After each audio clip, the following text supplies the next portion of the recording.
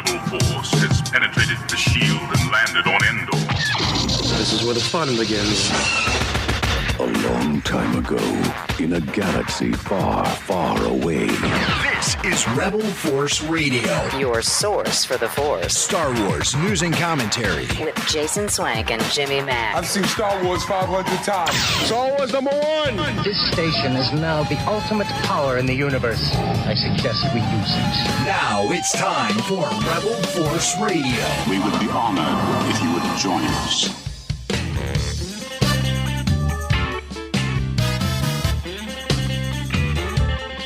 Well, it's officially convention season, I think, upon us.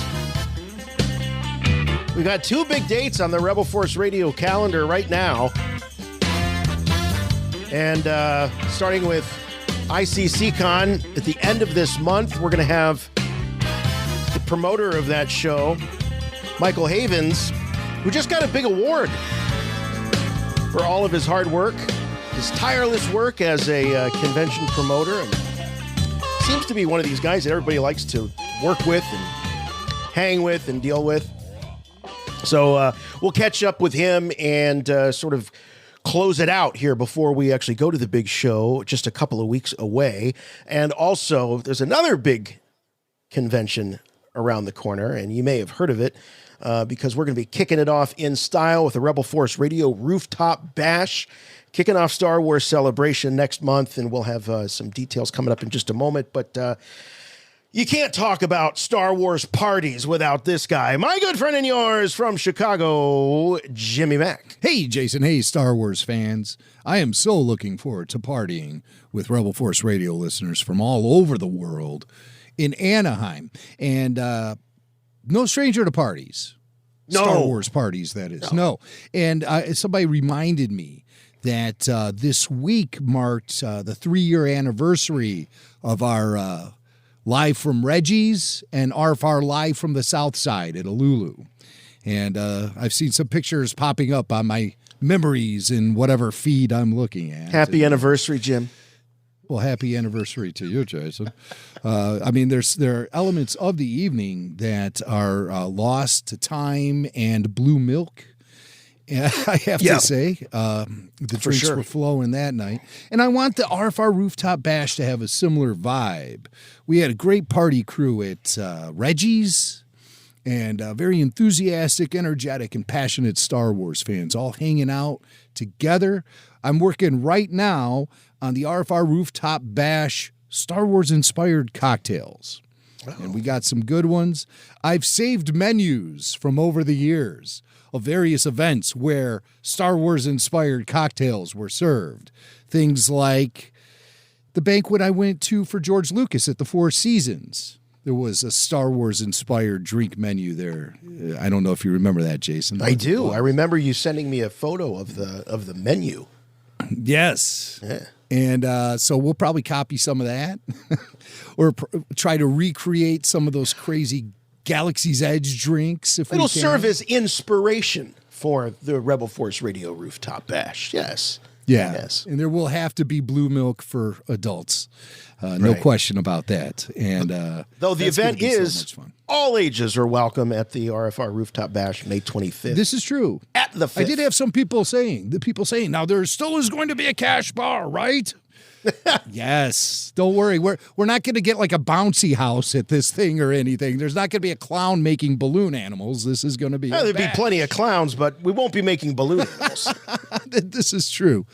This is true. But I do need to put the word out for people who might be hesitating to buy tickets for the bash. We got to put the word out right now. Tickets are 80% sold out at this point. So there are still tickets available. But they are going quickly. So you don't want to get left out of the cold. Once we reach a specific amount, we are going to have to cap the audience, the party attendees, because we're offering food, complimentary food. And we want to make sure everyone gets their fair share. So if we loaded it with more people, that means, you do the math. But we're going to have a live podcast, special guests, photo ops, Puppet Lando, photobombing, photo ops, and the fireworks. Oh yeah, the Disney fireworks. The atmosphere. The atmosphere is I just did incredible double-check. at this restaurant. They did update the calendar for May at Disneyland, and as of now, fireworks are on the schedule for Wednesday night, May 25th.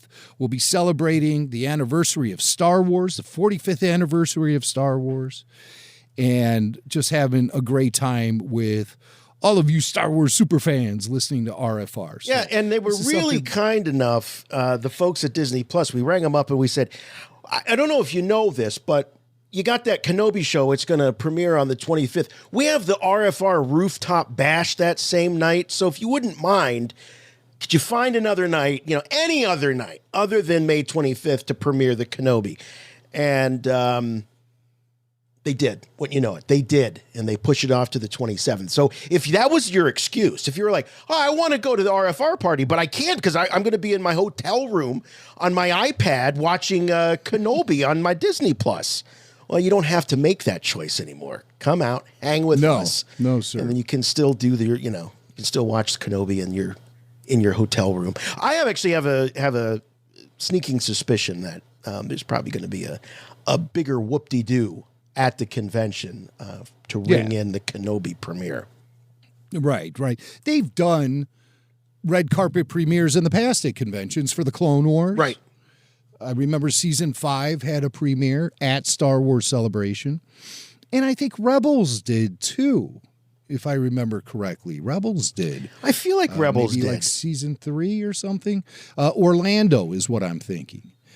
And so I'm sure there's going to be something. I bet it's going to be the red carpet premiere, and they'll have the stars there, and if you're lucky, you'll be able to get in there and see it early. But what's funny is you like to think that these corporations are all together and they're buttoned up, and you know what happened? Somebody said, "Wait a minute, can you explain to me why you decided to air this thing the night before we're going to have this huge celebration?"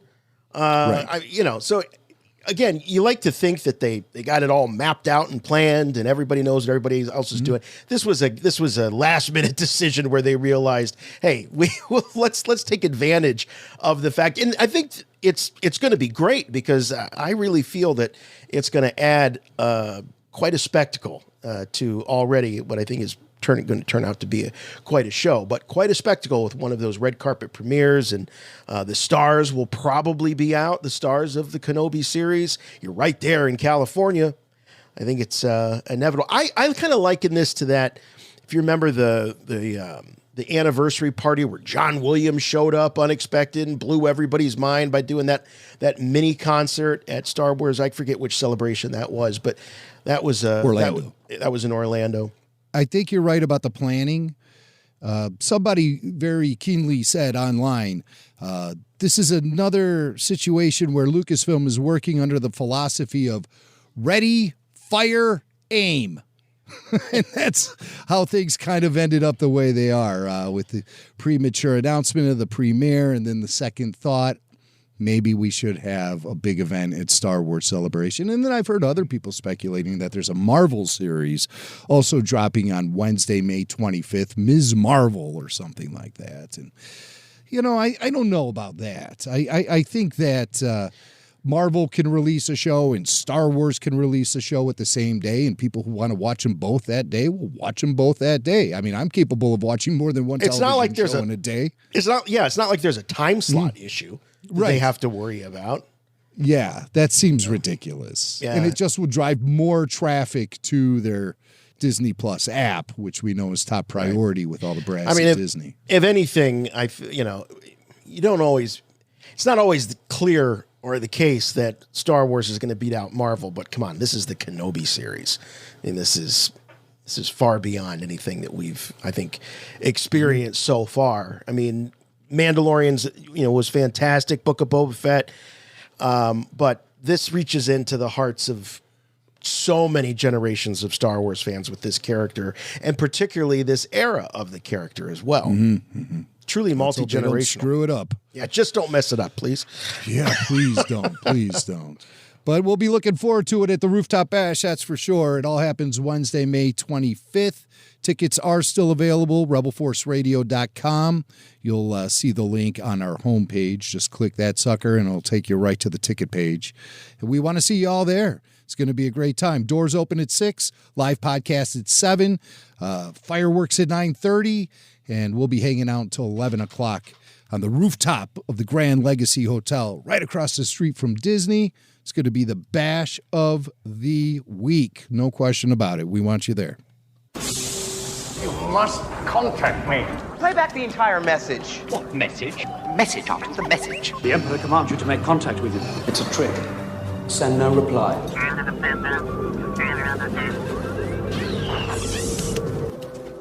Hello, Jason and Jimmy. This is Drew from Indiana. I listened to the previous podcast where it's talking about Mace Windu, and he's talking about possibly returning and asking and all that. And I always had an idea about it. I'm not a big fan of people who should be dead returning, but I always thought this was, a pretty neat concept. One of the things that and it would involve Boba Fett as well.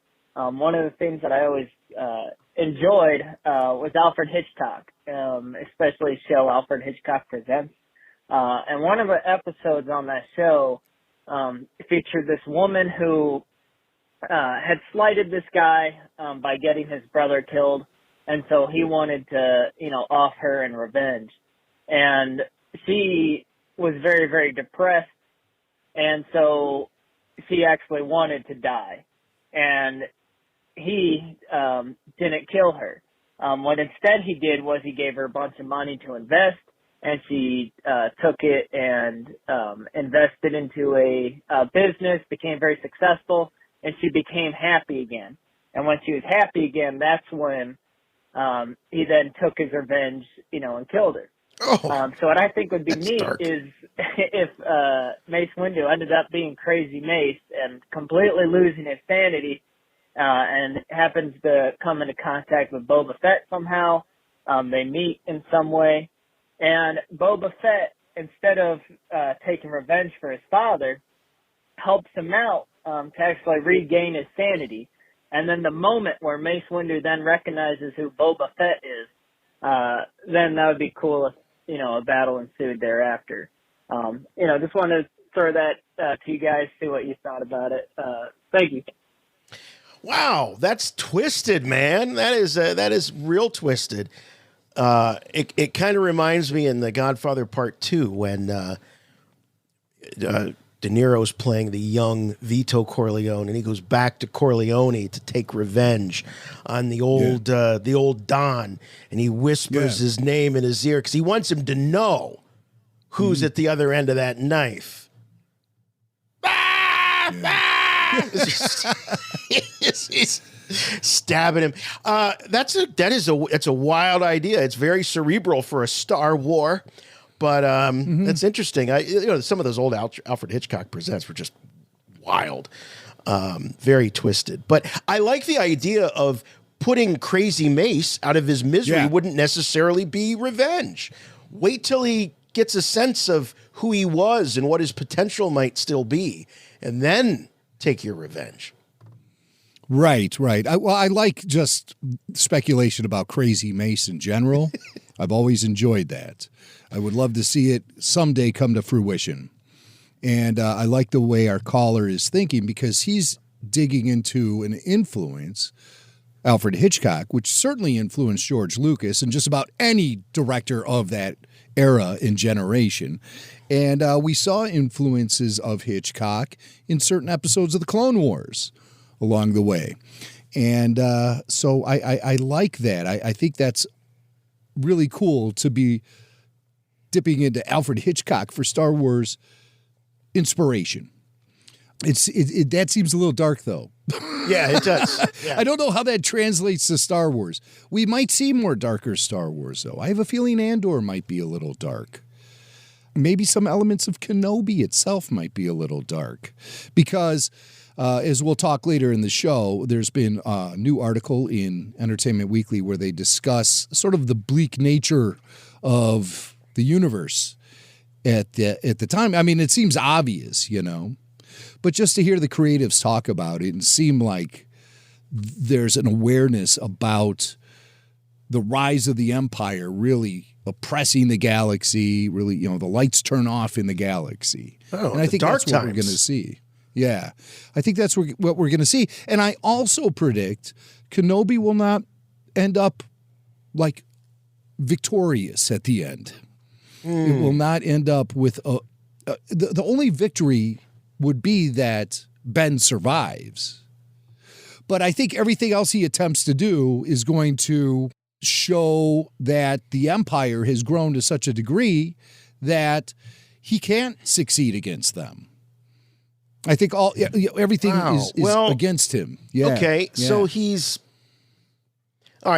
there kind of thinking about his failure to Anakin. And so what you're saying is that he's not going to get the sense or a taste of any kind of victory before his ultimate sacrifice on the Death Star. That is just going to pile on him, failure after failure. I think so. I don't see him, scoring a victory in the Kenobi series. All right. I could be wrong, of course. I most likely am. I know nothing about the series. We'll have a better sense once we see that first episode. And I've talked to FJ DeSanto, for all you people who've been requesting him to come back with a new segment of Prophet or Loser. FJ wants to see those first 2 episodes first. So, well, we'll find out. Any chance to get FJ on, that's a good day. Yes. So, but let's hit headlines, because we've got, as you said, some more Kenobi news right there. I have good news for you, my lord. That's good news. Come closer, I have good news. All right, from Entertainment Weekly, the headline, Obi-Wan Kenobi will focus on a time of darkness in the galaxy. You thought things were bad when Jedi were getting slaughtered in Revenge of the Sith? Prepare for the aftermath. And there's a number of things that are revealed as Joby Harold, the series writer, talks to EW.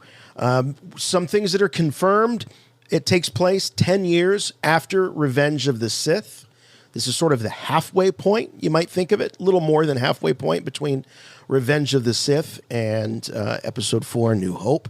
He says the Empire is in its ascendancy, and all the horrors that come with the Empire are being made manifest throughout the galaxy, and the Jedi Order, as we know them, are being all but wiped out.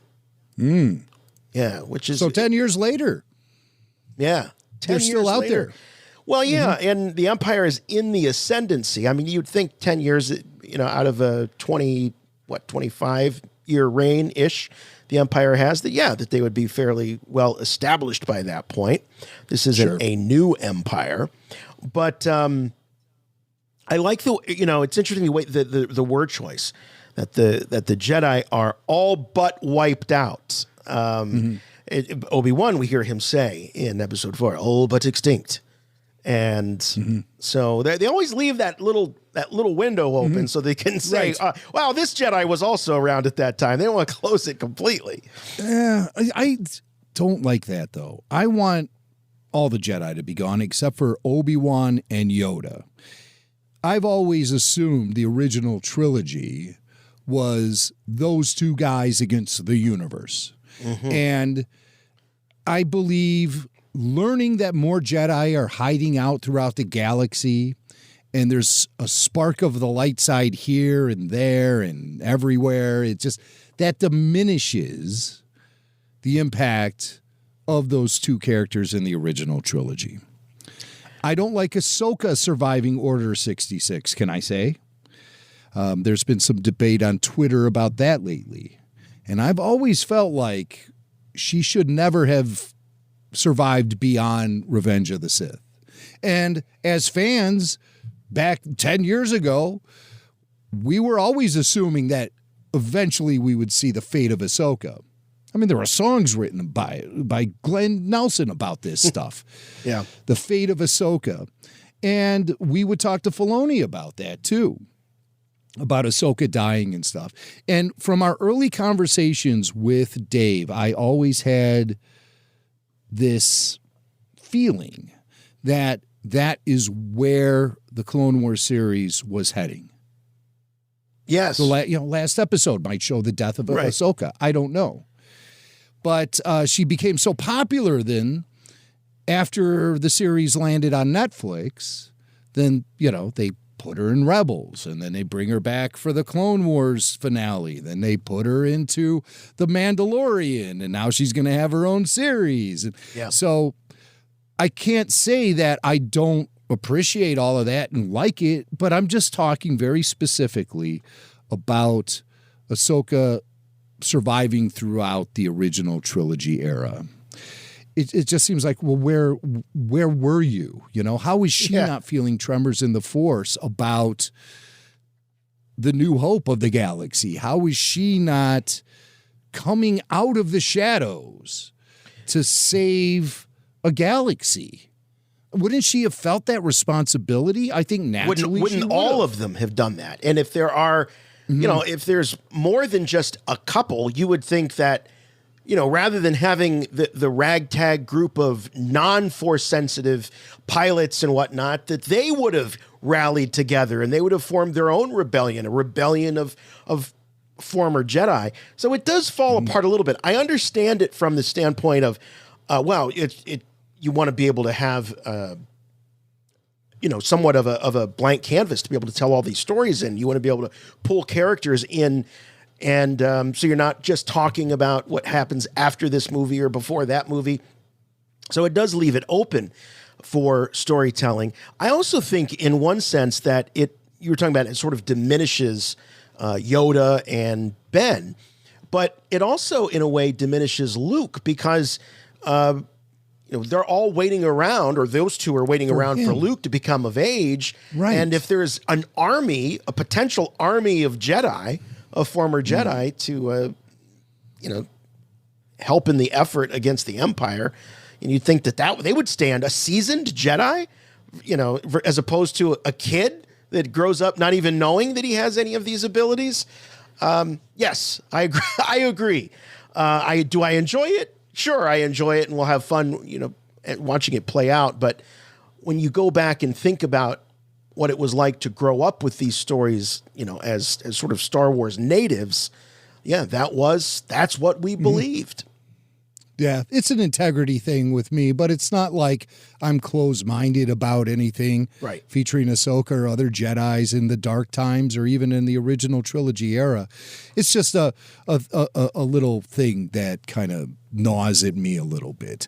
And when I saw people talking about it on Twitter this week, I was like, oh, okay, this is being talked about. It might not be a popular opinion, but people are talking about it. And I just wanted to weigh in. Because a lot of people say, well, Ahsoka, she technically wasn't a Jedi because she left the Order. Right. But she still is Ahsoka, and she still is connected to the Force. And you think Jedi or not, she would... I don't like the technicality there. It's a bit, it's a little convenient. But then, and she gets stuck in the world between worlds and all that stuff. I just don't get it. So, but that doesn't matter. Well, when you go back to talking about Filoni, and we talked to Filoni a lot about Ahsoka, and he would say that he was the only one that knew Ahsoka's fate. He knew it. He had it written down. Or he made it sound as though he had it written out. He had it. He knew how it was going to play out in his head, and it's hard for me to believe that this is what he had in mind all those years ago. Oh no! It evolved. It changed. George sold the company, right? And there's all kind of things literally changed that really did. Yeah. That changed the trajectory of everything happening in Star Wars, right? And so Jedi are out there. Order 66 continues here 10 years later. I mean, that does make sense, but I was just talking more or less into the original trilogy. Right. I think Order 66 will have been completed by the time of A New Hope. but Ahsoka's still out there. Ezra's still out there, we think. And probably other former Jedi, surviving Jedi, Force users. I guess I never thought of Order 66 being anything beyond that initial strike. Right. But Order 66 sounds like it's still continuing on. Yes. Yeah, Joby Harold says, the surviving Jedi, those that do survive, are on the run. They're hiding, and Vader and his Inquisitors are chasing them to the end of the galaxy. So this is a continuation of Order 66. Within the hopeless, fatalistic world, we find possibly the most famous of all their surviving Jedi in hiding, struggling with his faith that defies the Jedi and wanting to hold on to it and hoping to regain that faith within that sort of hopeless world. So he's surrounded by nothing but reminders of his failure, of the Jedi's failure, and yet he still has to hold on to his faith. I mean, this is somewhat biblical, Jim. I mean, in terms of the struggle that this character is enduring. I mean, it's pretty profound that he's in this environment where everything around him is a symbol of the Jedi, their ignorance, their hubris, all of those things. And yet he still has he still has this final mission that he's carrying out, a final mission of a dead order. You know, I always thought, since the prequel, since Revenge of the Sith, I thought that Ben was sitting in his hut trying to, or he actually was successful with communicating with Qui-Gon Jinn. But hearing that his faith is shattered like that, I get the feeling that Ben is getting a bad connection or something. He's not able to communicate with Qui-Gon Jinn. Maybe he's a poor student as far as that goes. Or maybe Qui-Gon Jinn is just ignoring him. Obi-Wan's in that cave and he's meditating and he's trying to communicate with Qui-Gon Jinn, and it's just, hello there. Hello there. Hello there. Master. Hello there. Hello there. Okay. Not getting nothing. Well, let's talk about the communing with the Jedi that passed on. I never felt that it was on demand. Right? I mean, on behalf of the living. Because don't you think that, well, let me ask you. I'm not going to tell you. Let me ask you. Do you think that Luke had any communication with Ben Kenobi in between the Death Star battle of Episode 4 and his appearance on Hoth? You will go to the Dagobah system. Okay. No, I think Hoth is the first time that Ben appeared to Luke was when he was lying out there. And no disembodied voice or anything. Moment. No communication. No, nothing. Right. Nothing. Uh-huh. No. Okay. Nothing. I think after the events of Return of the Jedi, balance being brought to the Force, the Empire's in ruins, Vader's dead, Palpatine, spirit floating around out there, not causing anybody any troubles. And you see at the end of the film, Anakin, Ben, and Yoda. And they're communicating with Luke. And it's like Luke just walks over there, he looks over there, and he's like, yeah. He doesn't even give a crap. He turns around and goes back to the party. It's like those... Dude. He could have gone and hung with 3 of the coolest Jedi ever. I know. His father that he never got to meet. I mean, and he just kind of gives him a little nod, and he's like, there's a couple of Coronas with my name on them over here. Yeah. From they just tapped the keg. I mean, I'd love to stick around with you, old fossils, but I'm Luke. I got to go get my beer on. So, yeah, he just splits. I see all 3 of them. Holy crap. There they all are. Wow. And he'd never seen Yoda before. He's got the Jedi Hall of Fame right in front of him. Right there. Right there. There they are.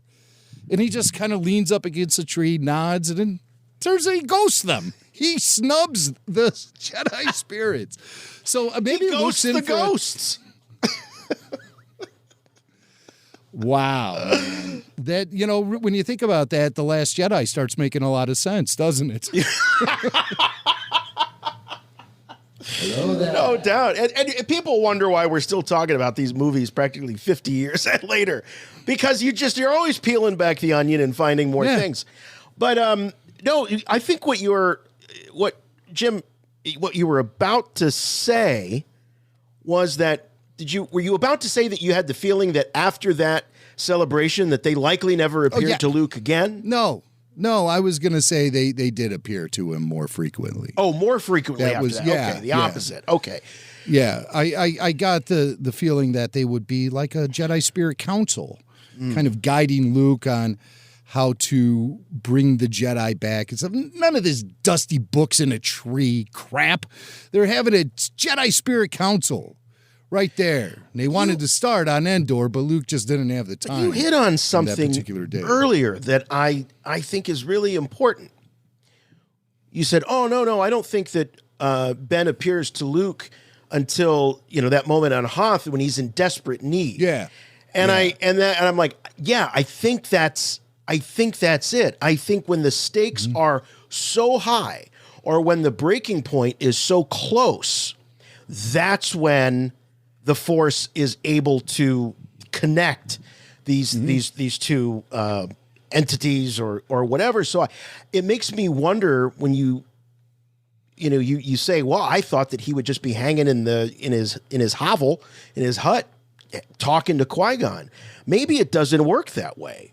Maybe he's at his lowest point, and that is when we're going to see Qui-Gon or we're going to see Yoda or somebody appear to him to get him off the ledge. Because otherwise, maybe it is about trials. Maybe it is about the intestinal fortitude and all of that.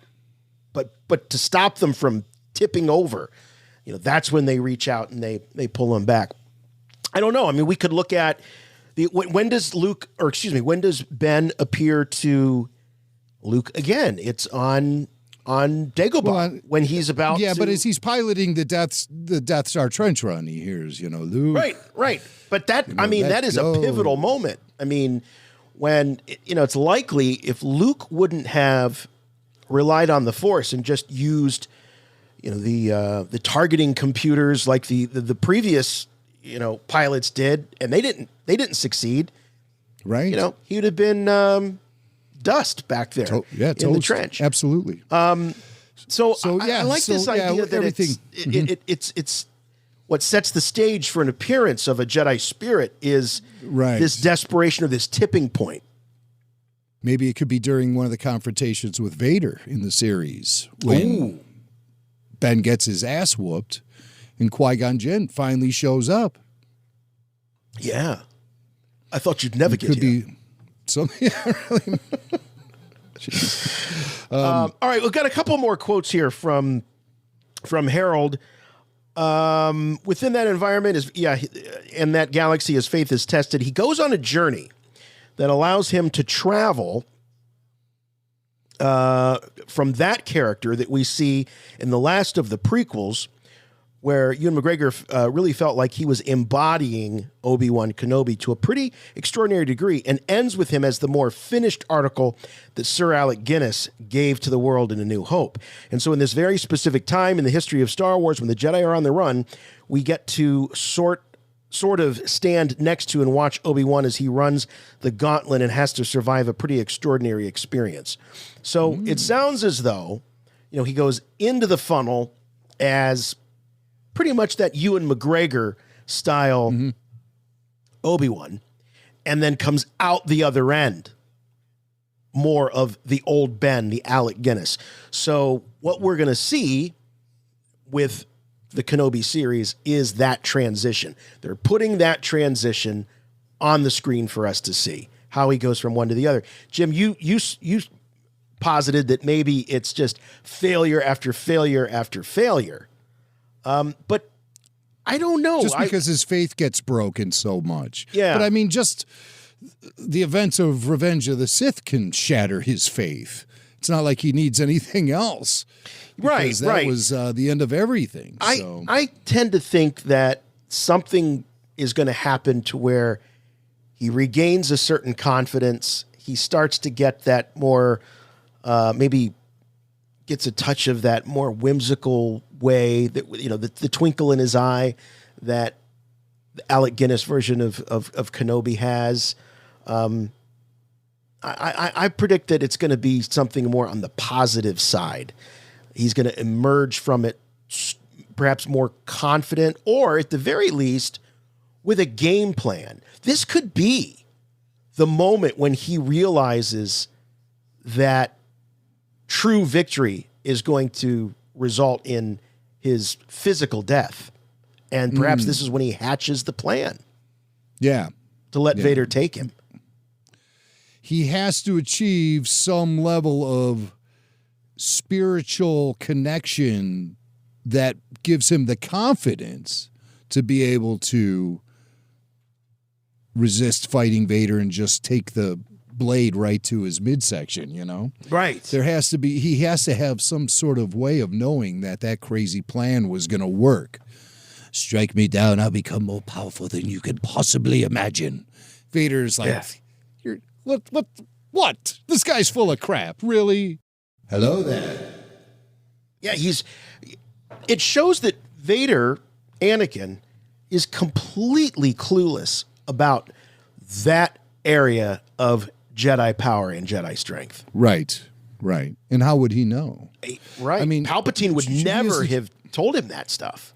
No, granted, the chosen one, midichlorians, whatever you want. Doesn't make you educated. Have to be trained. Right. And we're dealing with an Anakin Skywalker who's now Darth Vader. He's turned his back on the light. So in an attempt to help Palpatine achieve immortality, by turning his back on the one thing that could possibly give them that immortality. Yes, exactly. The light side of the Force. Exactly. He's so obsessed with maintaining his physicality and bringing his former physical strength back, that he's not thinking of a life beyond the physical at all. I think Palpatine is the one who is more consumed with that immortality. Sure. I'm thinking about living forever. I'm thinking about Anakin stop people from dying. Yes, exactly. But I'm thinking of him in the meditation chamber trying to bring himself back to, his former glory so he can breathe outside of his prison. He's trying to break out of that prison, I believe. I mean, and some of that's EU. We don't know that through the he films. might just be letting his skin breathe a little bit. That might just be it. He's not meditating on anything. He's thinking about who he's going to choke next. Yeah, that's what he's thinking about. But they do call it the meditation chamber. So right. Here's something that's interesting. He says Obi-Wan is defined by his past to a pretty great degree. I mean, Obi-Wan and Anakin, Hayden Christensen, share so much screen time together. They're so close that everything that he's experienced and everything that happened with Anakin cannot help but define him. And we meet a man who's very much defined by that history, whether he wants to be or not. That could be a clue. They spend so much screen time together. Do you think this could mean that we're going to get a lot more Hayden Christensen than we may originally, it's going to be more than just a glorified cameo? Yes. I think it will emerge as the series goes on. A couple episodes in. It's only 6 or 7 episodes? It's 6. 6? Mm-hmm. So 6 episodes in. So I think like maybe toward the end of episode 2, we'll get the appearance of Vader. But I predict we'll see more Clone Wars era flashbacks. Yeah. Than we're expecting. Anakin and Kenobi and possibly Ahsoka. We don't know if Rosario Dawson shot anything for the Kenobi series, but we also didn't know she shot anything for the Boba Fett series. So anything could happen. Anything could happen here. And they have these actors and characters already in the stable, so why not? But I would love to see it too. I really would. But you're dealing with a younger Ahsoka too. I mean, there's so many complications here. But that is one of my desires for this series is to see the three of them, Anakin, Ahsoka, and Kenobi, together, Clone Wars era, live action, blowing minds. Yeah, you know, we had Galen Howard on last week, and one of the things he revealed to us was that he'd go on the set and he'd work with multiple directors. So who's to say that you couldn't be on the set in Ahsoka costume and like, yeah, we're going to shoot this sequence for Kenobi. We're going to shoot this sequence for Book of Boba Fett. And then we got a Mandalorian season 3. Since we have you here, Rosario, and you're all in your outfit, we might as well. I mean, that's where, I mean, this thing is a real factory. And they're able to be very modular with how they shoot these shows. It's thanks to the technology. Right. Which had never existed before these shows. So, it's just great, man. It's just great. But, that's what I think we're going to be dealing with is an Obi-Wan who cannot connect with Qui-Gon Jinn, despite being trained by Yoda. He cannot connect with Qui-Gon Jinn. And so that really is going to shake his faith because that's the only thing that gave him optimism about going into exile. Well, and also his belief that Luke would be the new hope. But the only thing that really gave him optimism as far as continuing his Jedi teachings was communicating with Qui-Gon. Right. Now, what's interesting about this, though, is there is a sense, and I know that Mortis is kind of a controversial thing sometimes to bring up as evidence of something because it can mean whatever you want it to mean. I feel like Mortis is one of those squishy things. But doesn't Qui-Gon say to Obi-Wan that the only reason he's able to commune with him in that moment is because that the Force is being magnified there on Mortis? There is a line there. But to me, that's subjugated by the fact that at the end of Revenge of the Sith, Yoda says, teach you to, what does he say to Obi-Wan? Teach you to commune with him, I will, or something like that. Your old master, He's like, Qui-Gon? So he's very excited about this. He's so happy. Yeah. The boys are back in town. And do I have things to tell him? Well, so much catching up to do. But then meanwhile, he's in that cave, Hello there. That's what it's called. The cave is called the Hello There Cave. Hello there, Master Qui-Gon. Hello there. To wrap this up, Harold says part of the journey of what Obi-Wan goes through is reconciling that past and coming to understand it and coming to understand his place in it. And that journey and the places he has to go emotionally as well as physically, and some of those battles he has to fight are very much to do with facing that past and understanding who he was, his part in his own history, and in the history of others. So it sounds to me, Jim, like what's going to emerge here is an Obi-Wan Kenobi that understands his place in history and what little future he may have left, that he understands his role. He's going to come out of this understanding exactly what he needs to do, what his part is. Right. And that's interesting because, that whole strike me down and all that stuff, that was so unclear to us as fans when it all went down. It was just really hard to even wrap your head around. Why did he do that? Why did he do that? And then you realize, he's more powerful because he can speak to the living from the beyond. Okay, I get that. But how did he get there? Yeah. I think that's what we're going to be getting, like, as far as value-wise out of this Kenobi series. I think we're going to be getting that leveling up for Ben Kenobi. That's going to happen here, where he's not just a failed Jedi living in exile, struggling to communicate with Qui-Gon Jinn, which I really believe is what's going to be happening. He's going to go from being like just beaten up and someone who beats himself up to someone who is on a higher spiritual level and higher connection to the Force in general.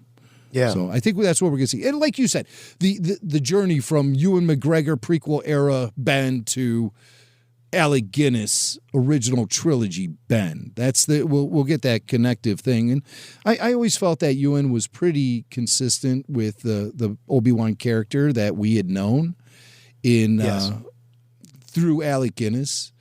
But the series will start with Ewan liking Star Wars, and then by the end he'll hate Star Wars. Make children cry who ask him for his autograph. Right, and make mothers angry. Yes. All right, switching gears here from one Disney Plus series to another. How about this story? This was pretty cool. Christopher Lloyd, according to was it Hollywood Reporter, they had an exclusive here. Christopher Lloyd joining The Mandalorian Season 3. I mean, this guy, talking about legendary character actor. The Back to the Future franchise, obviously huge. The Taxi franchise, I like to think. No, it really wasn't a franchise, but it could have been. Ignatowski.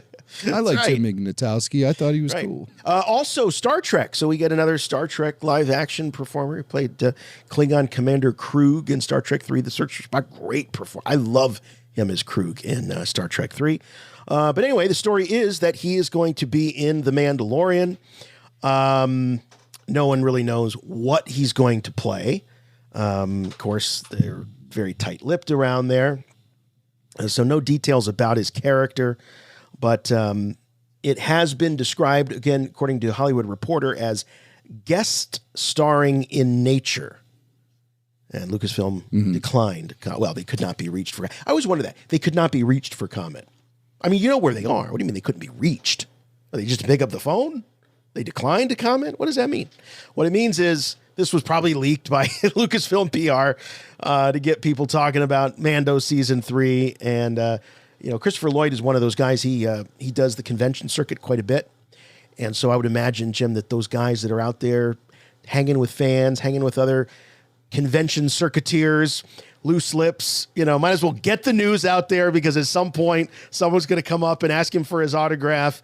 And he's like, hey, did you know I'm in the Mandalorian? Or whatever. So you might as well just get it out there, right? I play Baby Yoda's nanny. Something like that, right? Or maybe he plays Doc Brown in this crossover.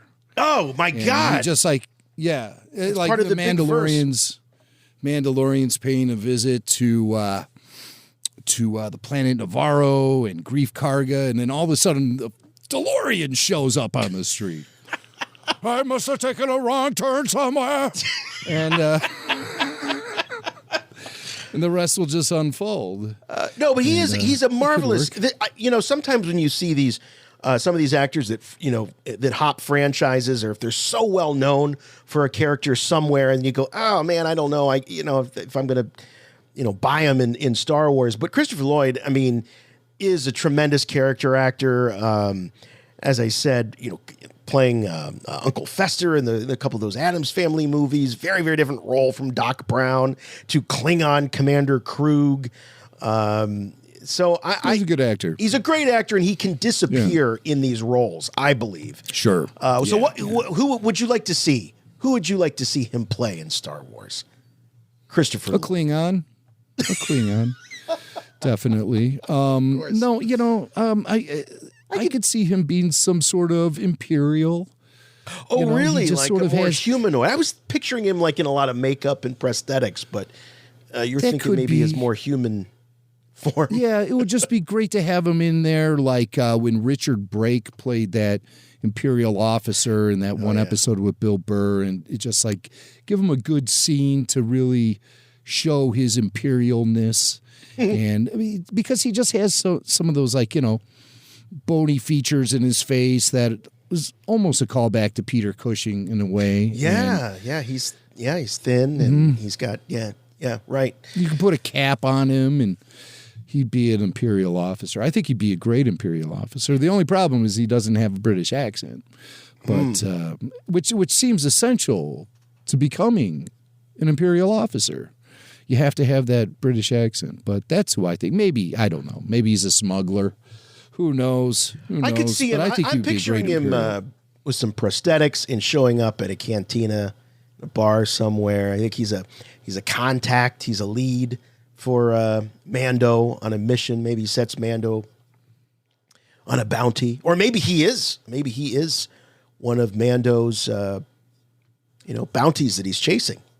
Who knows? You want to buy some death sticks? I got the good stuff, man. Oh, I bet he does. I'll bet he does.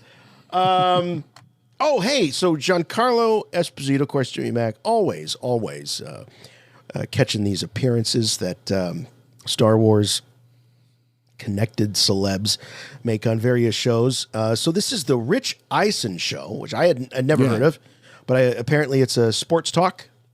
That's right, sports talk radio. You can get it on Sirius XM. I believe the video version streams on the Paramount Network.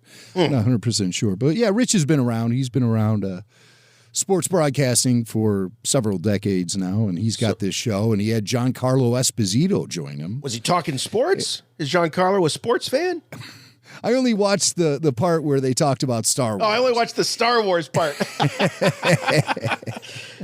Yeah. I believe Giancarlo's out there promoting the last season of Better Call Saul, which he stars on as Gus Fring. And he appeared on Rich Eisen and talked a little bit about Mandalorian Season 3. Rich says his family loves to get together and watch The Mandalorian. So he flat out asked Giancarlo, when does The Mandalorian come back? And this is what Giancarlo said. You'll get it soon. I've got a few things to do in regard to that, to put some finishing touches on what I do. Okay. But I believe it'll be sometime this summer. No date set yet, but coming soon.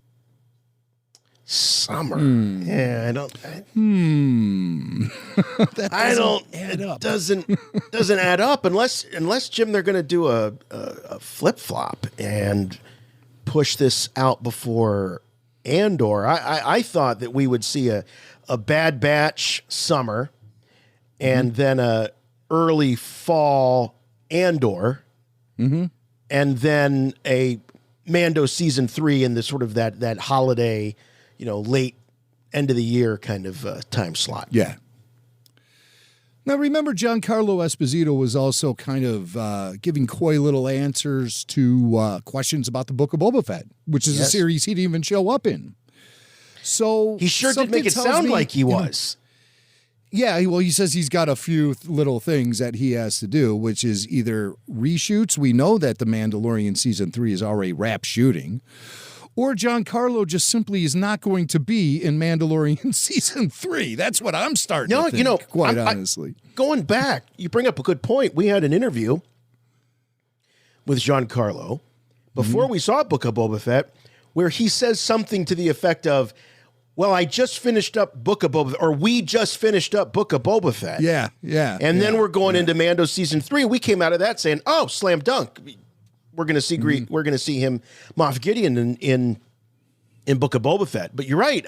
That's one of those things that it was a rumor. You see the show, you forget that rumor ever happened, and at least I did. That's a short clip we just played. Can we play it one more time? Sure. I want to give it a good listen this time. You'll get it soon. I've got a few things to do in regard to that, to put some finishing touches on what I do. Okay. But I believe it'll be sometime this summer. No date set yet, but coming soon. Finishing touches to do what I do. That just doesn't sound like, he sounds like he's tap dancing a little bit to me. And now that we play it back again, I think he might be, when he's talking about summer, might be referring to when he's going to be doing his finishing touches. Yeah, that'll be some. He's like, I got some finishing to do what I do. That'll be sometime this summer. All right. Well, forget Giancarlo Esposito in the future. Let's hear some stories about the past, because we know he's going to be able to relay these stories accurately. And Giancarlo Esposito started to talk about what it was like when Jon Favreau called him and offered him the role on The Mandalorian. Jon Favreau called me, said, I have good news and bad news. I said, what's the good news? He said, I wrote a role for you in Mandalorian, specifically for you. And I said, wow, fantastic. What's the bad news? The bad news is all the money's going on the screen. And I said, is there more good news? Essentially meaning most of the budget is going towards special effects. Right. Yeah. And you're just going to be happy to take this role at scale because it's Star Wars. We don't care. Right. But I'm sure Giancarlo made more than scale on this show, but probably not what you think he should be making. Yeah.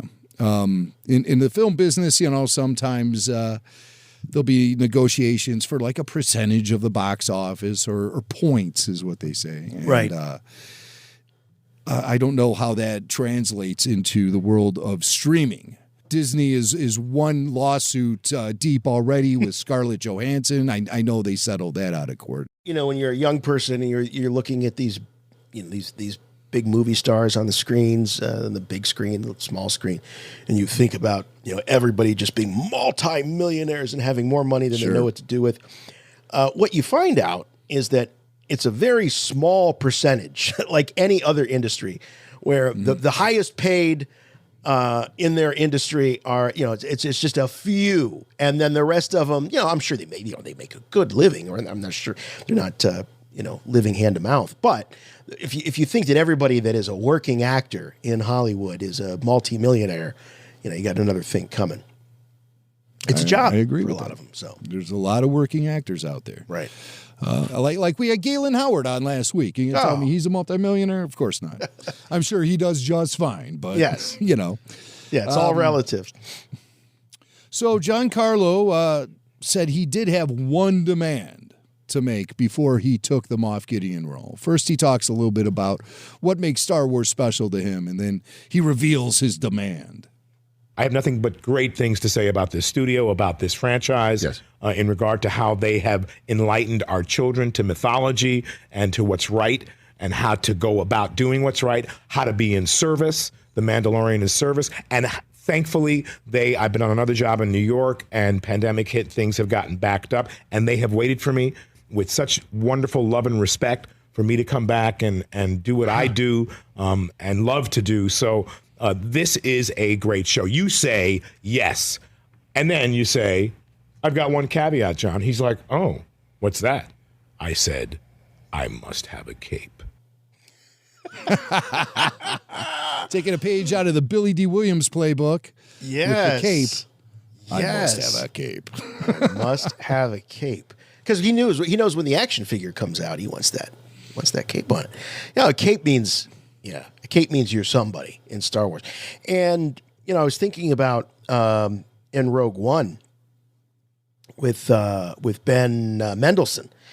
And when he made that appearance at the convention, came through in full costume in that big white cape flowing. I mean, that just, we hadn't really seen Imperial officers much with capes, at least on the big screen. And so that was a cool little flourish. And then, we've got Moff Gideon with his cape trailing behind him. Yeah. I think I would want a cape too. It just brings intimidation to the role. It really helped. I think it really, Billy D talked about how cool he felt with the cape. It just added an extra little bit of flourish to his performance and his twirls. Well, and then Solo made it like a thing, and he was like a cape collector. So you can't just That's Star have Wars. a simple, reference. It's like, oh, he wore a cape. All right, I need 100 capes. Come on. Nothing's ever easy. Right. Nothing's ever easy in Star Wars. The joke is always like, this guy, he lives on peanut butter. He's a peanut butter creature who just eats peanut butter. He's from a planet that's made of peanut butter. It's everything is just so taken to the 100th degree. The character of Hammerhead, Momon Nadon, he was in the old expanded universe books. He was a horticulturist. He had a garden. He had a green thumb. So naturally, then, in ensuing books in the expanded universe, all Ithorians, every Hammerhead had a garden. Right. It's just these prevalent characteristics of they become very tropey. Tropey. Good.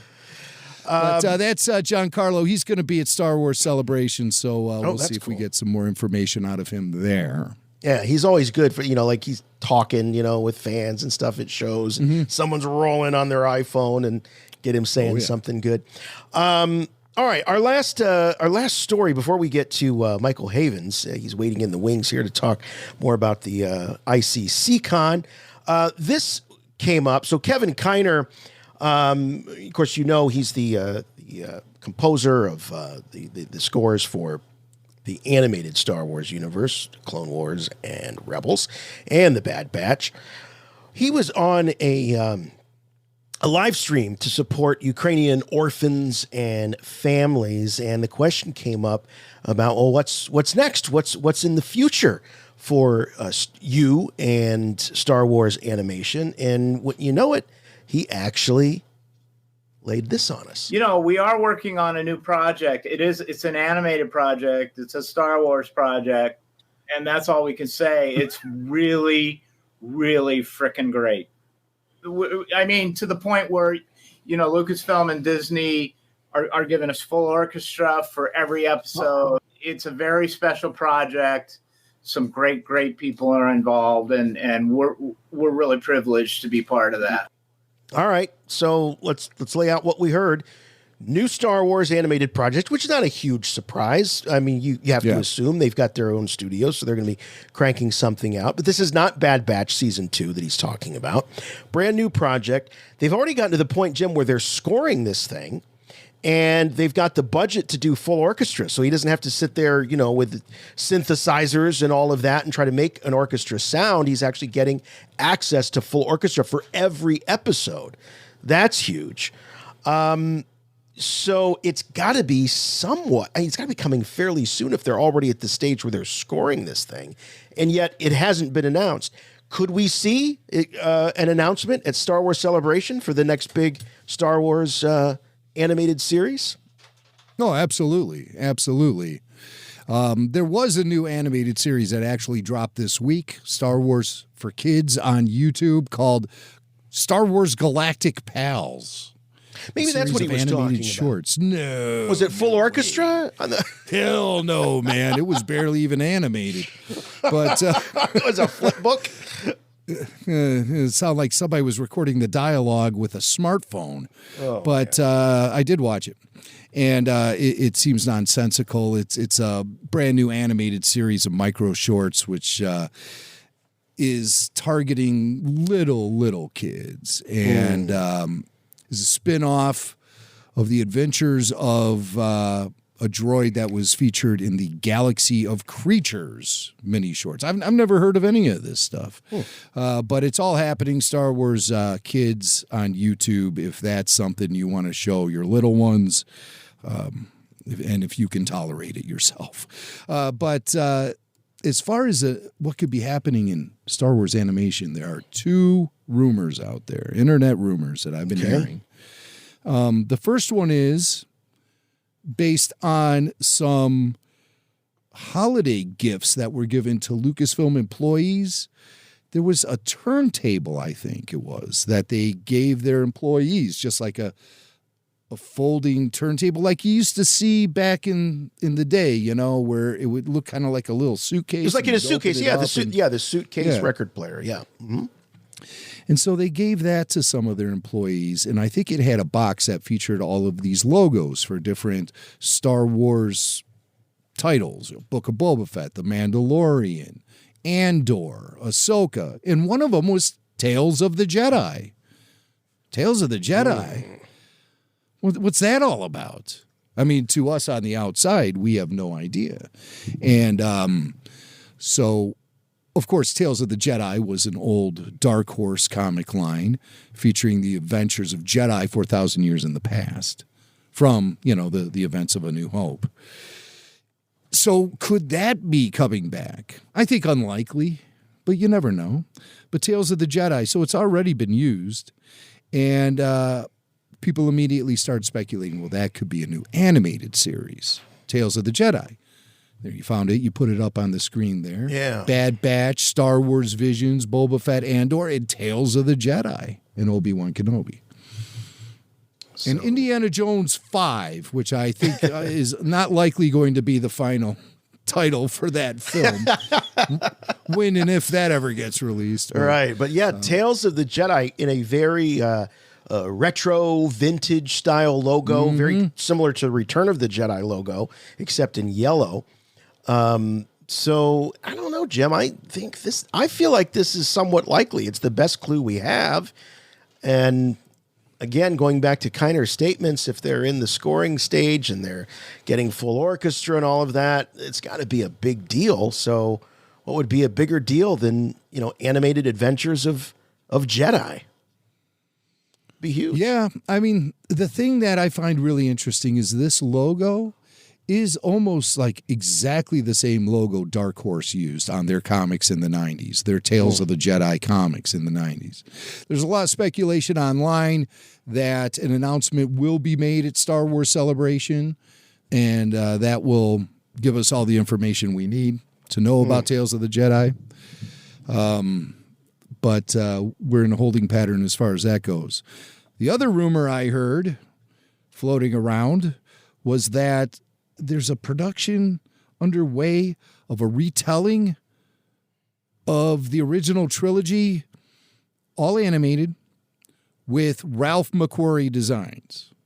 So I don't know how that would actually work, but I heard something to that effect. An animated retelling of the original trilogy with Ralph McQuarrie designs. So they would look like they're concept versions of themselves.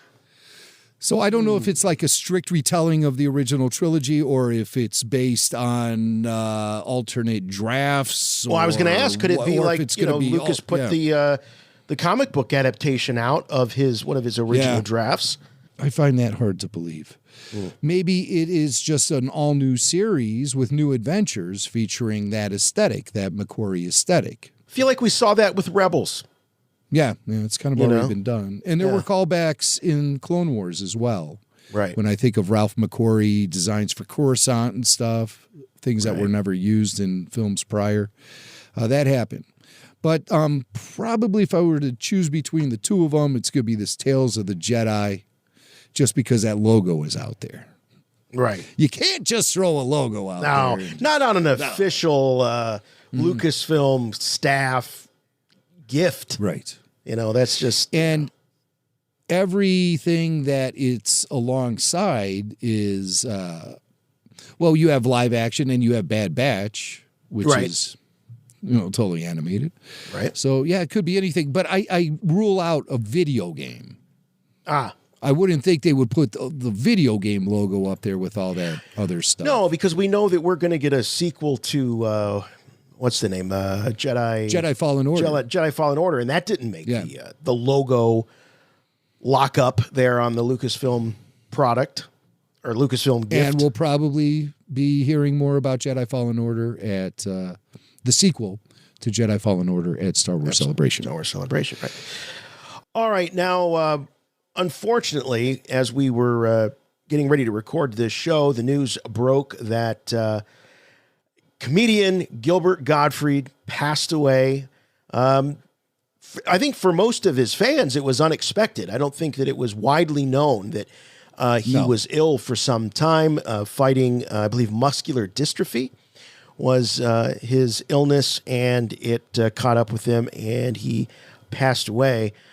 Gilbert Gottfried, he's one of those, Jim, that, for as long as I knew about stand-up comedians, he was one of those fixtures. You couldn't watch stand-up specials back in the 80s and 90s without Gilbert Gottfried appearing, or talk shows, late-night talk shows, Johnny Carson, Jay Leno, David Letterman. There was always a Gilbert Gottfried appearance, and he was such an original. No one sounded like him. Nobody did comedy like him. Then the other thing, just peeling back the curtain a little bit, something that's just kind of fun, inside baseball here at Rebel Force Radio is we would always look at the iTunes rankings. RFR would always be like neck and neck with Gilbert Gottfried's podcast. I always felt a special kinship to him as we would battle out our slots in the podcast rankings. But, obviously kids grew up knowing him as the voice of Iago in Aladdin, the parrot henchman. To the big bad in that, and he was the duck. What was that? Was it Progressive? Affleck, that's right. But just iconic, his delivery, that voice, the whole thing. And if you didn't think that he had any kind of Star Wars connection or reference or something in his past, well, you haven't met Jimmy Mack and you haven't been listening to Rebel Force Radio. Gilbert was one of a kind. And he was a really wonderful dude. He was very accessible to the radio community. And he appeared on every show under the sun. And as a matter of fact, one of the shows I work on is the Jonathan Brandmeier Show. And if you go to Brandmeier Show on YouTube, we've been posting up some highlights to remember Gilbert by, some of his in-studio appearances and whatnot. Always hilarious, great guy. And here comes a Star Wars connection, because we had, we love Gilbert, but we wouldn't give him a shout out unless there was actually some kind of random Star Wars connection for Gilbert. And so we are celebrating Gilbert's life here with a couple of great audio clips, or video clips. We have the video even for all of our RFR All Access members who are watching. This is a rare clip from The Tonight Show. Jay Leno, May 2005. Of course, Jay would always go overboard with Star Wars material whenever a new film was opening up. And in this case, Revenge of the Sith had just hit the theaters.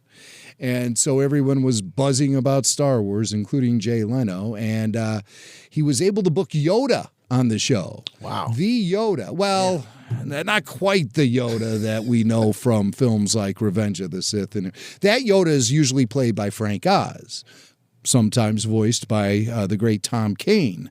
But in this case, Yoda was performed by Gilbert Gottfried. So here's Gilbert on The Tonight Show with Jay Leno, May 2005. And this is the Yoda interview you probably never thought you'd hear before. Let's go live via satellite and talk to the Jedi Master himself. Yoda? Yoda, are you there? Yoda? Let me get Yoda in there.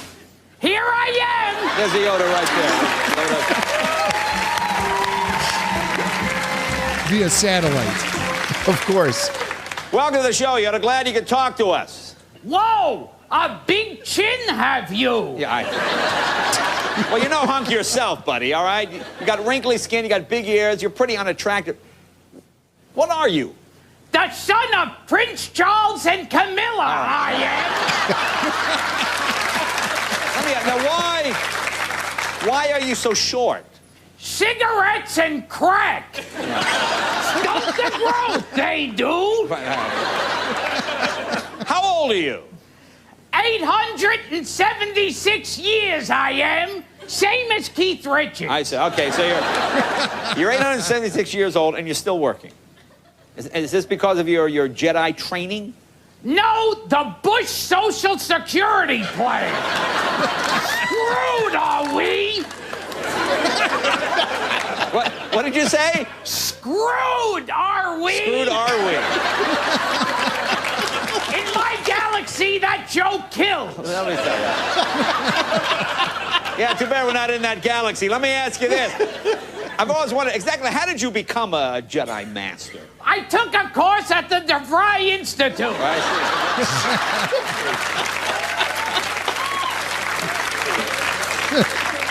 see. In just 3 months working after school. All right, good. Look, what are you going to do now that the Star Wars saga is finished? Would you consider doing a TV show? I would. I actually would. I mean, what was that? What is that, dyslexic Jedi Master? Hey, leave me alone or I'll whack you in the ass with a lightsaber. I said, would you agree to doing a TV show? Good. I would. I mean, they gave one to Tony Danza. How hard could it be? All right, let me ask you this. Wasn't that good a joke to begin with?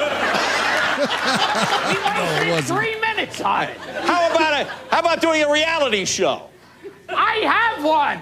It's called When the Sith Hits the Fan. I see. A play on words, it is. Yes, it is a play on words. And let me ask you this, Jedi Master. Do you do well with the ladies, like Princess Leia? Trust me, that's Princess No Leia. All right, So you're saying the Yoda does not have much of a sex life? Yoda not getting any Wookiee. Every night, Han Solo him. All right, thank you. Well, thank you, Yoda. Thank you. All right. So Only that's Gilbert. Yeah. With, full Yoda makeup and prosthetics, the big ears. He's all green. He's sitting there in the Jedi Council with the robes. Yep. And yells, "Screwed, are we?" That was my favorite line of the whole thing. So there's one great Gilbert moment. And, you could find other Gilbert moments, too, where people have, they're so clever on YouTube. They remove all the Darth Vader dialogue from A New Hope and put Gilbert lines in there and stuff. And, some of that stuff works, some of it doesn't. I prefer to go to the actual Gilbert himself for my Star Wars content. And here he is. You like the cameo, Jason? Have you ever bought one of those for a friend or loved one? A cameo? I never have, but I think about it all the time. It's one of those where that'd be a great gift. For that person that you think they have everything. Yeah. It's very nice. I was given a cameo video for my birthday a few years ago. It was the guy who played Kaz from Star Wars Resistance. I think it was kind of a one of those white elephant birthday gifts, because if anyone heard my commentary on Kaz in Star Wars Resistance, they would know that I wasn't a big fan of him. But I became a fan after I got the cameo video. Oh, so it endears you to him. Yeah. Yeah. Very effective for marketing yourself as a personality. And Gilbert Gottfried was extremely popular on Cameo. And apparently this next video we're going to watch is Gilbert's, it's one of the cameos he recorded for a big Star Wars fan who had a special request. Hi, this is Gilbert Gottfried. Did you ever hear the tragedy of Darth Plagueis the Wise? I thought not. It's not a story that Jedi would tell you. It's a Sith legend. Darth Plagueis was a Dark Lord of the Sith, so powerful and so wise he could use the Force to influence the Midi-chlorians to create life. He had such a knowledge of the dark side that he could even keep the ones he cared about from dying. The dark side of the Force is a pathway to many abilities some consider to be unnatural. He became so powerful. The only thing he was afraid of was losing his power, which eventually, of course, he did. Unfortunately, he taught his apprentice everything he knew. Then his apprentice killed him in his sleep. It's ironic. He could save others from death, but not himself. No, Gilbert, ladies and gentlemen. Mr. Gilbert Gottfried, R.I.P. Gilbert, we loved you. And that's just a couple of great little Star Wars memories he's leaving us with. Awesome stuff. Great. This is Matt Lancer, voice of Anakin Skywalker on Star Wars The Clone Wars. You're listening to Rebel Force Radio, your source for the Force. All right, well, let's do it. Let's check in with Michael Havens. He is the guy in charge for ICC Con that's happening later on this month in Nashville, Tennessee. So check in with Michael, see what's going on with the big show. There he is. And I want to just say this. I do not like it when action figure collectors, grown adults, call the blasters pew-pews. I really don't like that. What can we do to make that stop? Nah, man, it's like, honestly, you always get in trouble for certain things on Facebook, and one of them is saying the word gun or blaster. So that's where pew-pew is coming from. I thought it was just people trying to be cute. Yeah, cutesy, me too. the cutesification of cool stuff. Yeah, no. I'm very against. It's like when you're talking and you happen to by accident literally speak LOL, just like a moron, and you're like, oh, it's like that. Pew pew is like, because you have to write it like that or else, or you write accessory. Now let me get this straight. Yes. I understand. I mean, I don't understand, but I get the idea of gun not being a word that social media enjoys seeing on its platforms. But blaster? I don't know, man. You can't write coin either. No. If you say like why not? power of the force, I don't know, yak face with coin, it'll get flagged and you'll get tossed because you're not allowed to sell money or something. There's like some rule with selling money. It's a Bitcoin thing? Like, is it a crypto? Dude, I don't know why Facebook throws people in jail or throws them off Facebook. All I know is if you go and write gun on Facebook, they'll toss you. Yeah, well. Wow. Oh, man, the things you learn when you host a podcast. Yeah, I know, right? Things you learn when you're on Facebook groups for some reason. Yeah, right. Yeah, right. Well, okay. Well, we're certainly not here to litigate the censorship of social media and the techno tyrants. No, we're here to talk about ICC Con. That's right. The big show. Boy, it is like right around the corner. April 29th through May 1st at the Sheraton Music City Hotel in downtown Nashville. And we have with us, of course, Michael Havens. He is the guy when it comes to ICC Con. And Michael, how are you feeling these days? I mean, it's real right now, man. Well, I'll tell you what, man. You know what? I said it to my wife when she came home today. I go, it's pretty bad when we're, still 2.5 weeks before, and I'm ordering the ice cream. Because the ice cream is the last thing I have to order for the VIPs. Because there's free ice cream, obviously. That should be a thing. Okay. Does everybody gets the ice cream? It's not just you. VIPs. VIPs get the VIPs. VIP, I give you free everything. You get ice cream, you get pie, you get food, you get whatever. But no, it's like the very last thing I do because we try to keep everything pretty local. And I have Bluebell Creamery. If you've ever heard of Bluebell Creamery, they do I miss Bluebell. Those when I lived down there. It's literally 8 miles, not even from my house. It's in Nolansville, in this tiny little town I live in, which is about 15 miles wide. You know what I mean? So they're my last call because I know the guy since 2018, and I'm like, hey man, just need my order again. So I'm so far ahead right now this year. It's actually so far ahead. You're ordering the ice cream. Jim, have you ever had the Bluebell ice cream? Yeah, of course. It's fantastic. You have to have it. Phenomenal. They still give you that half gallon, man. They're the only ones. Everybody else, it's like a 3/3 of 33% of a gallon. You ever look? Go read a half gallon of ice cream. It's not a half gallon anymore. It's filled to the top with the Bluebell. Well, it's also no. Well, it's like a huge circle. Go check out. Like eventually, next time you're at the store buying ice cream, everybody that's listening, because nobody notices this stuff, but they've been shrinking down the package of ice cream. Fat guys like me. It's a conspiracy. They've been shrinking down. Yeah, it is, man. And Bluebell is the only one that'll still give you a half gallon. Oh my God! Right. Well. All right, so it's around the corner. You're already buying the ice cream, which I guess is like convention speak for it being, imminent. We're already buying the ice cream, they say.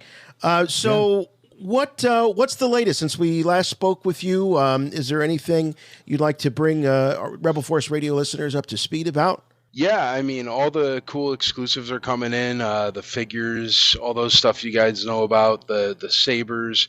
We also got I don't know where we left off with guest stars, but we have a whole bunch of guest stars coming. We just released for VIP only a special a podcast section. Melissa Joan Hart is going to come to our main stage. Clarissa Explains It All, and she's going to do her new podcast from there with Ashley Eckstein. Just as a little bonus for the VIP. So we like to add little things like that. Since last time, we have completely sold out the hotel. It is completely done. So the wonderful thing about that is we get to have the band in the atrium until 11 p.m. and the bar is open till 3 a.m.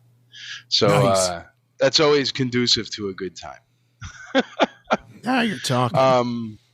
Yeah, we have Rogue One Saturday night. I don't think you guys heard about that. We do Rogue One on the big screen Saturday night out back under the stars. And then everybody's talking about the room sales, which is not technically sanctioned, but we do look the other way. But that's where everybody meets up in the lobby at late night on Friday, and it's like a giant flea market of rare items. Well, hey, speaking of the guests, you mentioned that a little bit ago. I'm looking at the list here, and we've got Ian McDiarmid, Anthony Daniels, Ashley Eckstein, Matt Lanter. I don't know about Matt, given his recent health scare. Have you heard? He's fine. Yeah, no, he's going to be at where is it? Kansas City this weekend or? Oh, great. Okay. Weekend? All right. Well, he's good. Fine. Okay. Yeah, he's on the mend. I mean, it's right. not like he's perfect. Mm-hmm. Yeah. No. He's back. You're like, I'm going to hold him to that contract. He said he was going to be. I'm going to have him digging holes in my house, man. I got to reset my fence, and it was in the contract. Nobody ever reads that third page. James Arnold Taylor, Anna Graves, Mike Quinn, Julian Glover, Guy Gilchrist, Jeffrey Cantor, Clem So, Stephen Constantino, Trevor Butterfield, Sean Crawford, Timothy Zahn. I mean, this is a huge roster of guests, especially for a show this intimate. This isn't the big 50,000 person show. This is where you're going to actually be able to get. Not yet. Oh, well, all right, but not yet. I don't know, man. I don't know that I ever wanted to get it there. I think you got to just get a bigger building, man. It'll be awesome. No, yeah. My plan is because it's been going so well, because it's been just leaps and bounds this year, man. And maybe it's because I'm on Rebel Force Radio all the time, so thank you for that. But there you go. No, it's really crazy how much it's just exploded this year. So I fully am kind of planning my next thing, man. What I'm already doing is I'm planning 2023 and 2024 and 2025. And the reason why is because I'm always looking to the future. And now instead of me planning on, trying to get another hotel across the street and spreading it out that way, I'm starting to think about like 175,000 square foot building, massive guest stars, because I'm getting really connected with the movie stars too, man. The people I'm turning down now just because I don't have room, it's insane. Wow. So I'm thinking of going really big, man. ICC World, big. There you go. Big, bigger and bigger every year, and you don't have to worry about it not being intimate because I'll still have all little separate places that are like that. But it'll allow us to do so much more, man. If I could get my, they stop cutting my wings by being in a hotel, I could have food trucks and fireworks. You know what I mean? I could have a raging party all night long in the woods in a barn where people play music. I don't know, if my hands weren't tied, I'd do so much more. It's going to be a super fun time. I'm just always looking for bigger and better. And you're looking around corners for sure. Yeah. Grand aspirations. But that's what's exciting. Well, it's what's really exciting, man, is Michael, you can't stop him from talking once he gets going. Hey, by the way, you are a promoter to your core, and you were recently given some kind of honor. You were inducted into a Hall of Fame, or you were Promoter of the Year. Tell us about it. I totally was. All right, here's a crazy story, right? So anyway, all of a sudden out of the blue, I get this email like a year and a half ago. And it's like, congratulations, you've been nominated for the Hall of Honor. It's a thing in Las Vegas, Nevada, and it's all about who runs conventions throughout the United States and blah, blah, blah, blah. And if you're willing to be part of it, just hit reply on this email, and then here's a link if you want to share it to tell people about it, to have them vote you in or whatever. And I'm like, because I was like, this is a Nigerian prince. So I hit reply, and I'm like, sure, thanks for the honor. That's the whatever. But I didn't do anything with the link. I didn't do anything with it at all. So 7 months later, I get a call, and it's some guy on the phone, CJ something. I can't remember his name off the top of my head. But anyway, so CJ. Everybody calls him CJ anyway. Nobody knows his first name. It's like one of those things. Anyway, so CJ calls, and he's like, hey, man, congratulations. And it was like somebody like me on the other end of the phone, where hey, how you doing? You just won a free car, And he was like, hey, how you doing? Congratulations, Mike Havens. I'm so excited to talk to you. You just won Convention Promoter of the Year for 2021. Wow. So I was like, oh, that's awesome, man. And I was like, that's great. Thank you very much. Here's my mailing address if you need to send me like a flyer or whatever. And he's like, and just let us know on this email when you'll be flying into Vegas, what airline you would like to use, blah, blah, blah, blah. And I'm like, whoa, this is a big deal. Dude, I had no idea, right? And I'm like, well, all right, free trip to Vegas, sold, whatever. Right.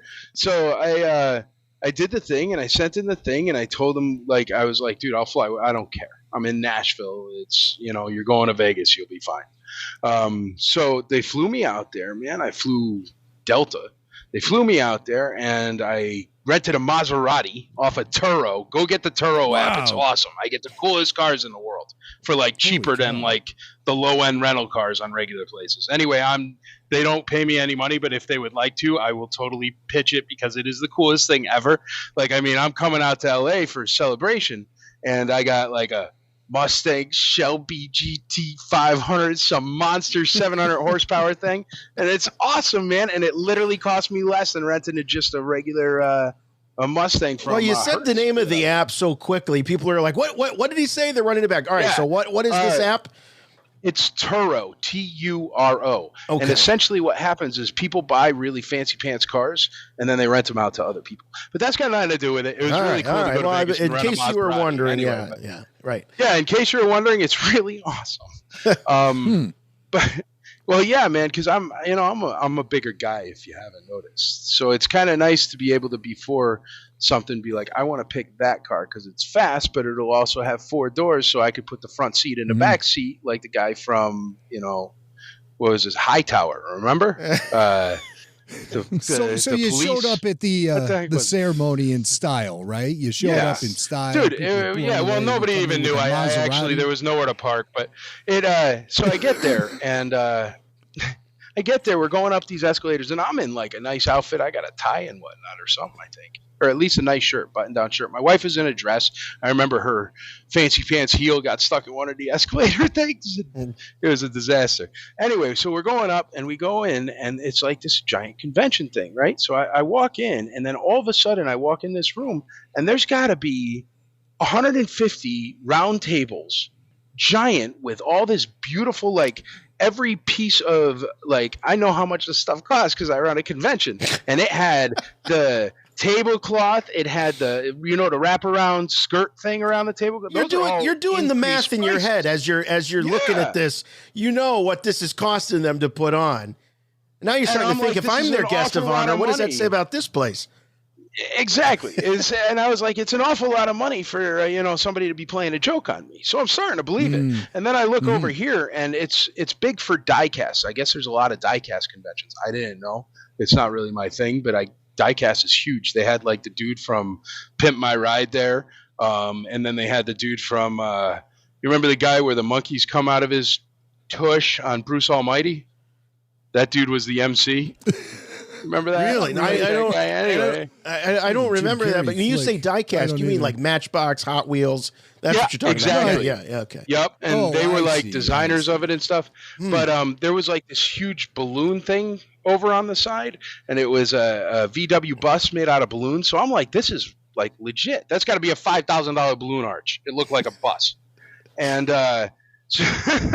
so we sit down, and then Sean Crawford, my buddy Sean Crawford, he was there as a guest star. Yeah, Yak Face. And he sat with us and hung out with us, and it was really cool. So he was there. There were a whole bunch of people there, and then they fed us really, really good food. And then all of a sudden they bring me on stage, and they go, congratulations, Convention Promoter of the Year. And they said 2022, and the show is in 2022. And then they give me this thing. It's a Hall of Honor. It's like a diploma type thing or an award certificate thing in like a leather bound thing. And they give me a box. And inside this box is a giant Super Bowl ring with my name on it. Wow. I was like, what? So I sat up there and I was like, thank you so much. Anyway, when I found out from CJ right before I was going on the stage, I was like, dude, why did I get this? Because once I saw all those tables, I was like, this is no joke. I'm in a room I didn't think I was going to be in. And why did I get this? And he's like, man, you don't realize, but you were the only convention that happened during the pandemic, and you were the one who showed every single other convention how they could still have a convention and follow the health department rules. Look at you, a leader of the industry. Fantastic. Amazing. So yeah, well, man, it was a congratulations, total Steve. honor. Thank you so much, guys. It was a real trip. The crowd goes wild. Excellent. And Sean Crawford is going to be at ICCC, right? You can get your autograph. Yeah, that's because from I was the hanging actors. out with him in Vegas, and I was like, dude, I could squeeze you in, man. I'll do you a solid. But, nah, you know what happened is Sean Crawford is like such a sweetheart. But what he did is he had some stuff because he was supposed to come last year, but with COVID we couldn't get him out. But he had some merch or swag. We call it swag. You guys know swag, but we called it. Of course. He had swag that he made for ICC Con last year, and he gave me like 3 of the pieces of swag. And I'm like, dude, you're such a sweetheart, man. I was like, come on down, we're gonna fake it, man.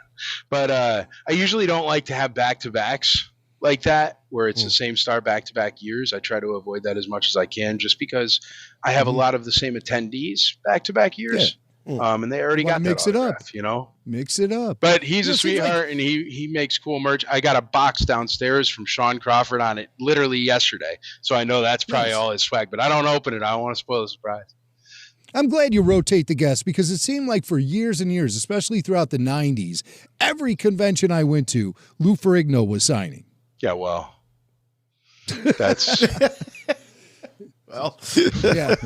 Stand away from the table. Okay, Mr. Ferrigno. Yeah, no, not picking on him. I don't know him personally, but yeah, he does a lot of shows. He does a lot of shows. He does a lot of shows. Well, hey, before you, we obviously wanted to get through the guests, but also let's talk a little bit about these exclusives because we didn't get a chance to talk about that much when you were here the last time. You know what? I have one literally right here. This is a toy show. I mean, yeah, it's a hold on a second. I got a couple of them right here. But it's about the merch. It's mostly a collectible show. There's swag, there's merch. I mean, swag, I have some right here. There's the patch for this year. What's this? That's the official patch. Oh, that's nice. It's kind of a... And then we have, because most of us are drinkers, but we got the ICCC bottle opener there. Yeah, in the shape of the Falcon. It's hard to get There you go. But it's that looks great with the logo on it. I see it. Yeah, it looks fantastic. Thanks. Yeah. Excellent. And then here's another patch we got for this year. Oh, that's very nice. Oh, it's the yin and the yang with a TIE X-Wing. fighter and an Yin-yang. X-Wing. That's cool. Yeah. Never And then I'll put that on my my special Shotokan gi. I'll be wearing that on my It's a Shotokan cool one, right? gi. Yeah. The exclusives, man, we have a bunch of exclusives. One of the exclusives is our sabers. I custom made these, so they have a Mando helmet on it because I love. Oh, it's beautiful. So we have a black. But, is that silver or gold? Is that silver or this gold? is black and it's silver and it's all metal Silver, and they're okay. fighting sabers so they can take a beating. They do Wow. 12 colors, stuff like that. This was the prototype, so it has it's missing the square around the logo and it's missing the numbering, but they are numbered and there's 250 of these. And then I also Those will got go a fast. completely custom. It's a very because, sleek man, hilt you got there, Michael. Yeah. Very Thank you sleek. very much. Thank you very much. It goes good with the patch, that's sleek too. Yeah. But It does. no, I was looking for a saber for the Emperor to sign for me, for my collection. And the saber's out there, and I'm not picking on any saber in particular, but the saber's out there. There's one that looks like a giant sausage that's made out of all plastic. And there is, man. It's $125, and You're talking about the Palpatine Sidious saber? I never really I'm thought not of trying to pick on it. It does have sort of a sausagey kind of girthy look. They didn't measure or anything. It's completely wrong. Like, it's just wrong. That's why it looks like a... And anyway, so I didn't like that one. And then there's the other one, which is the high-end lightsaber that doesn't light up or anything. That is a display one that's super duper awesome, great company, not saying anything bad about it. But it's like $1,300 and it doesn't even light up. I want a lightsaber that I can hit things with. And then so what I did is I was like, make me one from scratch, because I have this awesome lightsaber person now.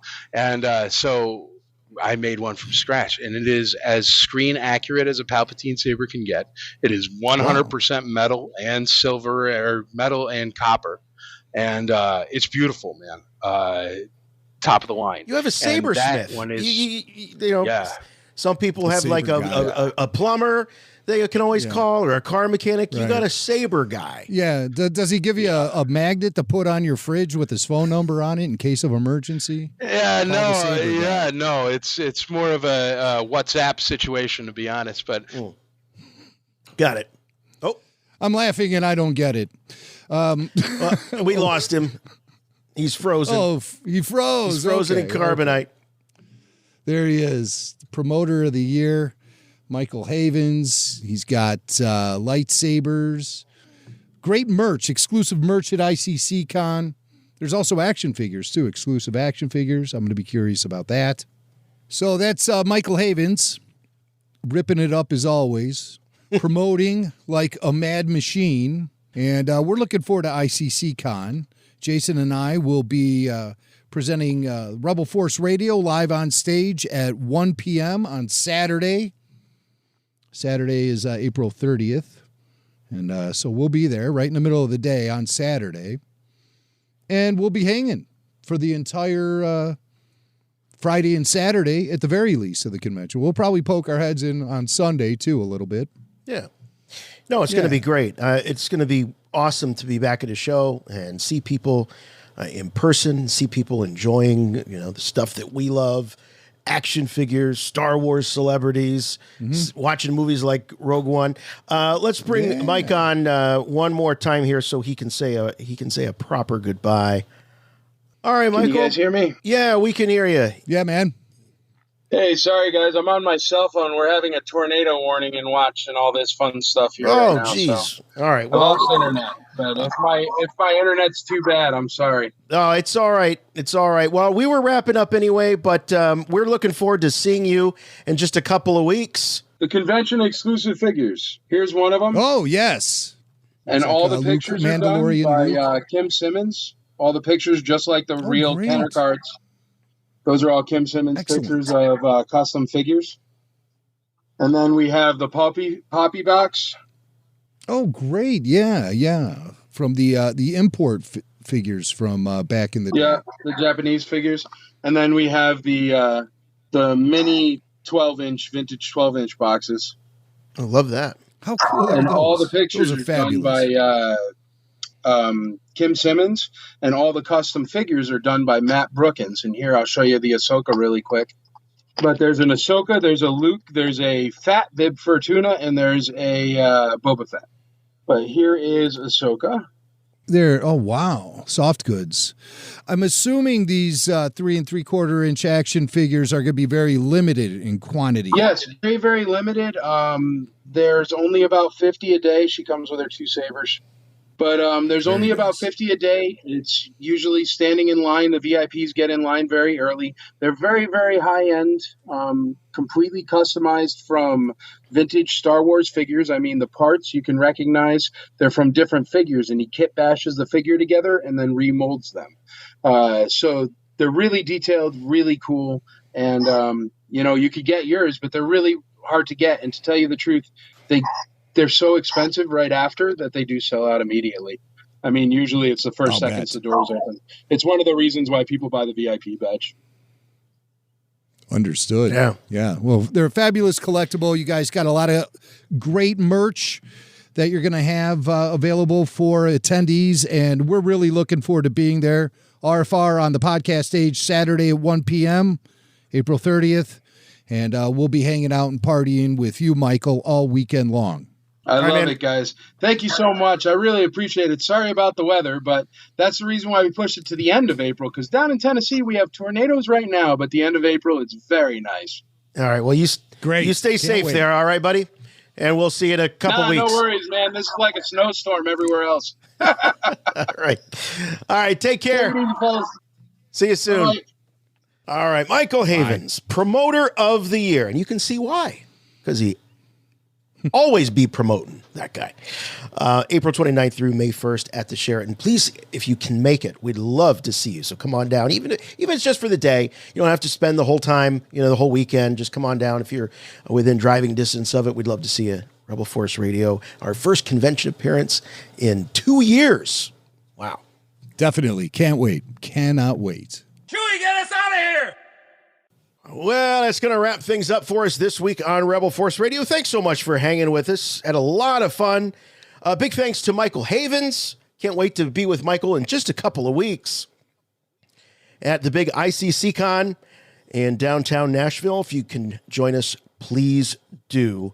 Also, Gilbert Gottfried, one of a kind.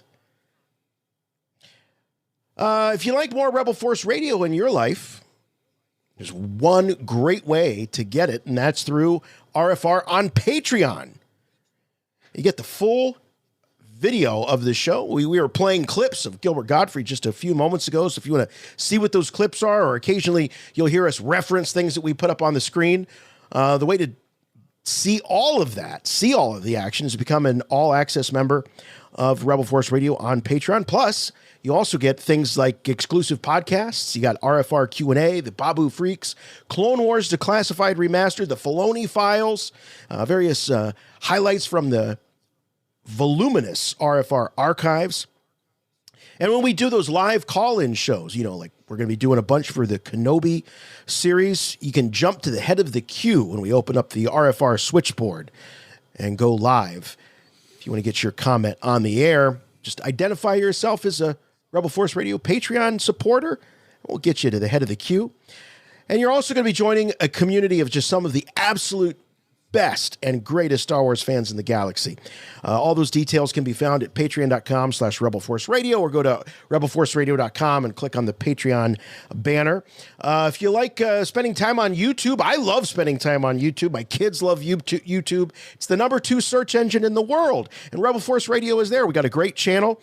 It is a virtual archive of Rebel Force Radio content. It's also the place to get all of our live shows that we do, like all the after shows.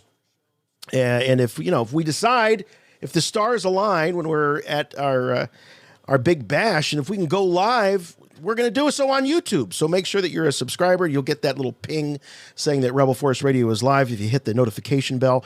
But it just is a huge, rich repository of content, from classic interviews, parodies, and bits. We've been doing this for 15 years now, folks. So we got a lot of miles on these tires and a lot of classic audio that you can check out over on YouTube. And the new full show the full show audio gets the premiere treatment each and every week here. So you can actually enjoy the premiere of the Rebel Force Radio podcast with other listeners. And you can do that on YouTube. So please like, subscribe, and drop us some comments today. If you want to chat with us in between shows, we'd love to hear from you. The email address is show@rebelforceradio.com. The voicemail line open 24/7. Just give us a call, 708-320-1RFR. That's 708-320-1737. Follow us on Facebook, Instagram, Twitter. We've got a great community in the official Rebel Force Radio Facebook groups. If you want to hang out with other RFR listeners and great Star Wars fans, it's a really fine place to do that. And the official website for everything and all things Rebel Force Radio is at rebelforceradio.com. But above all, the best way to support us here is to keep listening and spread the word of Rebel Force Radio. We'll find us on your podcatcher of choice. We are available 24/7. We're streaming at Apple Podcasts, iHeart, TuneIn, Spotify, Stitcher, Amazon, Audible, Pandora, Samsung. Anywhere you can find fine podcasts, you'll find us right here at Rebel Force Radio. And you will also find us here next week. We'll see you next time. Love you all so much. We'll see you. For Rebel Force Radio, I'm Jason. I'm Jimmy Mac. And remember, The Force will be with you, always.